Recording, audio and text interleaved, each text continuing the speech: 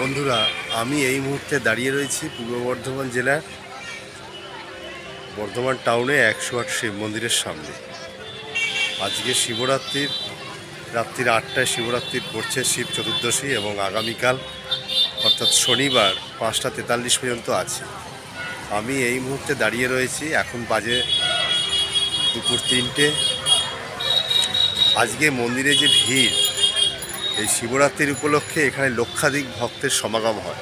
মানে বর্ধমানের বিভিন্ন প্রান্ত থেকে যেমন ভক্তরা আসেন, তেমনি দূর দূরান্ত থেকে ভক্তরা আসেন। লক্ষাধিক ভক্তের সমাগম, ৩ ধরনের ঠাঁই নেই।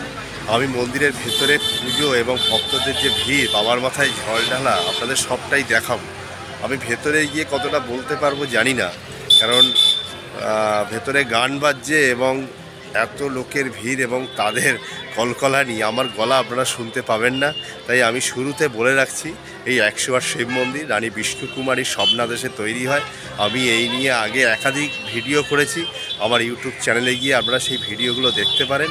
দেখলে এই মন্দিরের ইতিহাস, মন্দির কবে তৈরি হয়, মন্দির ইতিহাসের পেছনে যে ঐতিহাসিক তাৎপর্য, তার মাইথোলজি সবটাই আপনারা পেয়ে যাবেন।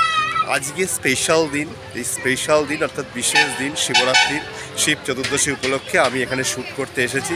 শুধুমাত্র এখানে যে ভিড়টা হয় আজকের দিনে এখানে যে ভিড়টা হয় এবং কি পরিমাণ ভিড় হয় সেইটা আপনাদের সামনে তুলে ধরা, এবং ভক্তদের মধ্যে যে ভগবানের প্রতি যে শ্রদ্ধা ভক্তি, সেইটা আপনারা দেখুন। আমি ভেতরে যাচ্ছি, আপনাদের সবটাই দেখাবো। এবং মনে রাখবেন, এখানে ১ মাস ধরে মেলা বসে, ঠিক মন্দিরের পেছনেই মেলা বসে এবং এই মেলাতেও প্রচুর ভিড় হয়। এই গ্রাম বাংলায় এই পুজো উপলক্ষে মেলা একটি বিশেষ বৈশিষ্ট্য। চলুন তাহলে আমরা ঢুকি, আপনাদের সঙ্গে আমিও দেখব আজকে রিচুয়াল কথার মাধ্যমে ১০৮ শিব মন্দিরের শিবরাত্রির স্পেশাল এপিসোড। স্টার্টিং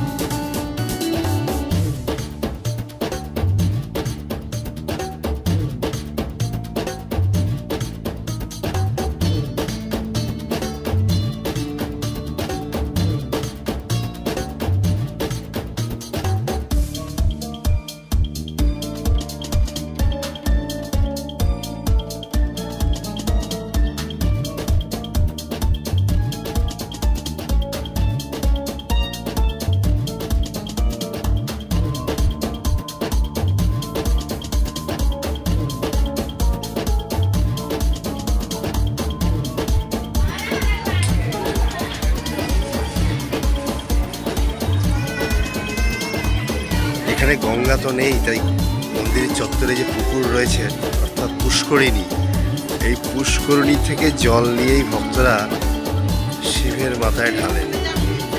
এবং রানী বিষ্ণুকুমারী যখন মন্দির তৈরি করেছিলেন তখন পরিকল্পনা করে এই পুষ্করিণী খনন করা, যাতে ভক্তদের বাবার মাথায় জল ঢালতে কোনো অসুবিধা না হয়।